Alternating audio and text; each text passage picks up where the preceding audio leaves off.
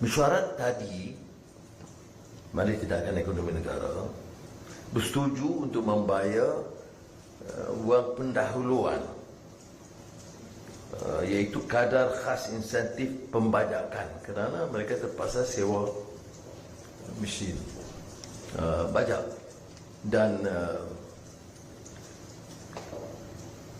jadi program pembajakan itu mesti diteruskan, tetapi mereka perlukan modal. Jadi oleh itu kita berpendapat lebih baik diberikan pendahuluan RM200 supaya mereka boleh terus bergerak menjalankan kegiatan penanaman padi.